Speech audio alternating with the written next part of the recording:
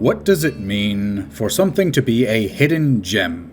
Well, sometimes it's when something just doesn't get the recognition that it deserves. Something amazing comes out, but for some reason or another, it just flies under the radar without the general public noticing it. But there's another category. Sometimes something is popular in its time, but that time will eventually pass.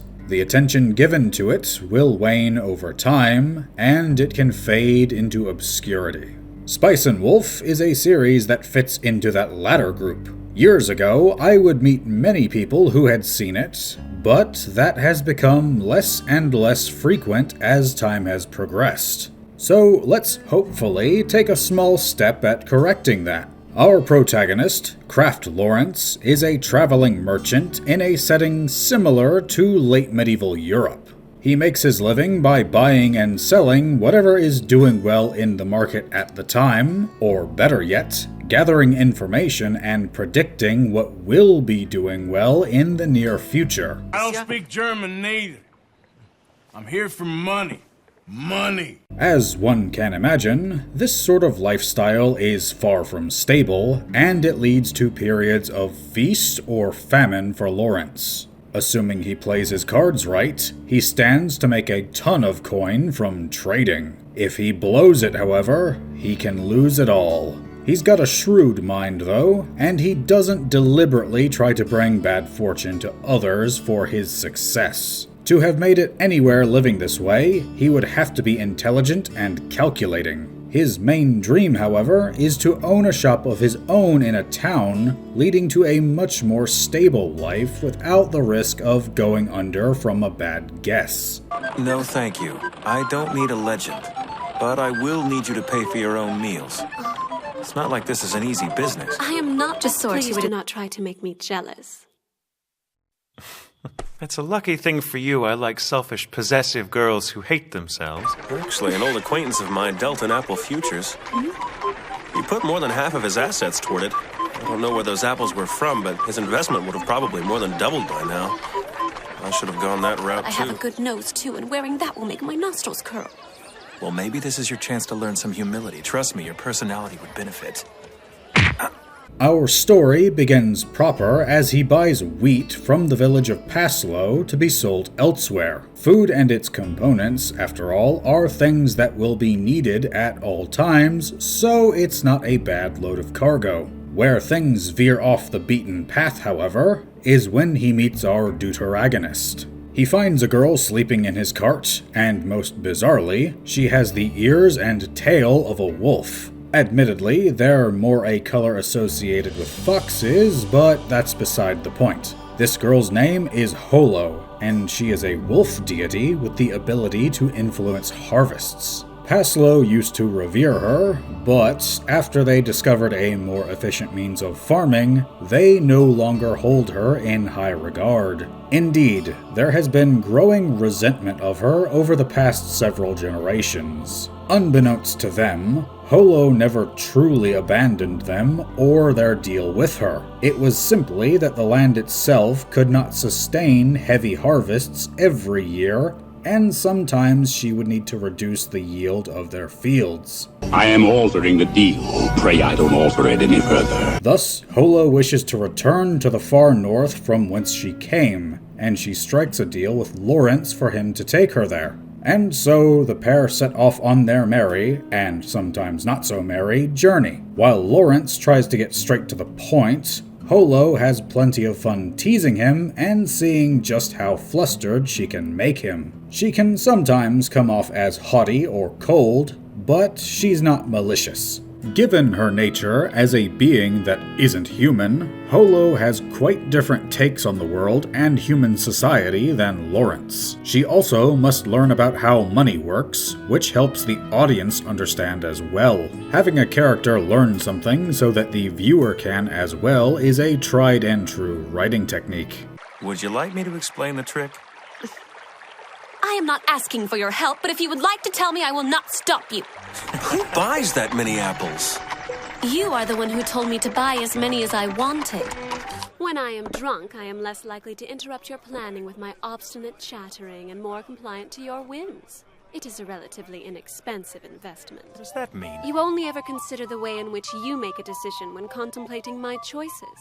That is why you are always convinced you are being fooled by me. This series is not one of bombastic action or grand scale. No, this show is much more down to earth, almost like a slice of life. Most of the story revolves around simple dialogue as Lawrence and Holo get to know each other and see the sights. Really though, that's all you need for a good story.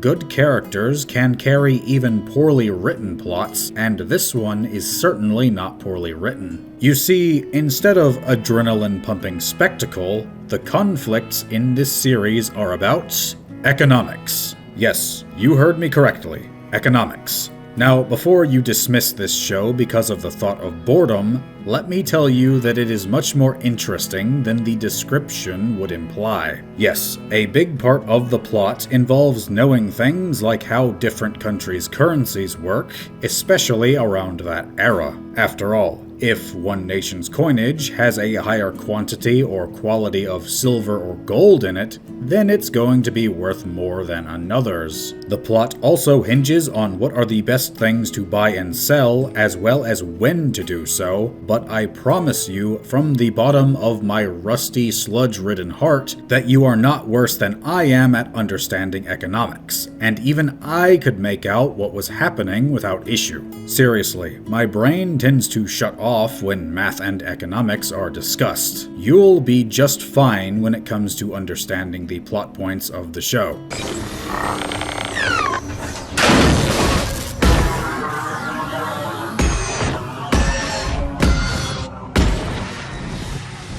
You see, things aren't all smooth sailing and engaging conversations between Holo and Lawrence. Remember when I mentioned that the markets can crash and making the wrong deals can be devastating? Well, Lawrence will have to overcome some, and by some I mean a great deal, of that very issue. All while trying to keep his promise to Holo. Not to mention that things like guilds and other institutions will want to ensure their financial success at any cost, which means that they won't hesitate to go back on a deal, and double-crossing and backstabbing happens more than once. And while the setting is fictitious, it is heavily based upon historical Europe. And what spread like wildfire at that time?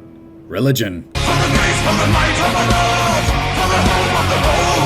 As you can imagine, Holo being a pagan deity won't sit well with the faith, and so Holo must take great pains to keep her identity a secret. This means that while it certainly isn't the show's forte, there are a few instances where things turn a bit violent. Holo is required to use her true form in a small number of encounters. The world itself is also quite intriguing. It always interests me when cultures vastly different from one another make a fantasy setting based on the other's history. The unique takes that can arise seldom disappoint me. Rather than the usual flair of a fantasy wrought with magic and legendary figures that are larger than life, Spice and Wolf's setting is much more grounded and feels like what normal people would go through on a day-to-day basis. Most of the characters that Lawrence and Holo interact with are simple, everyday townsfolk trying to go about their lives without the usual shtick of a Dark Lord or other unknowable threats. I by all means love that sort of thing,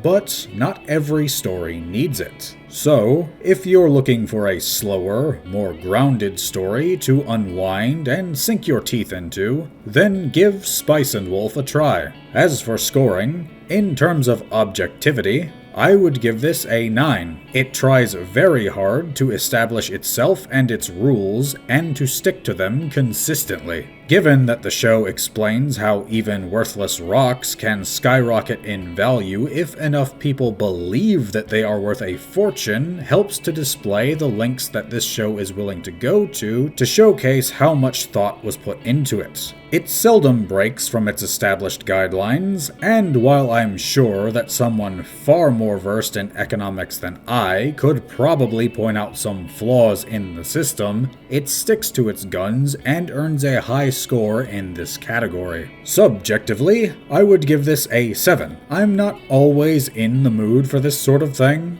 but when I am, just sitting back and seeing Lawrence and Holo interacting with each other and the world is a great break from the usual action-flavored media that I tend to enjoy. There's something to be said for breaking away from your usual media. If you had told me that I would have been riveted by a show hinging on economics, I would have called you a liar. But here we are. But what do you think of Spice and Wolf? Have you seen it before? If not, perhaps you should. Leave your thoughts in the comments below. Leave a like on this video if you're so inclined, and subscribe to see more. I would like to thank you for watching, and may you all have a weapon in each hand.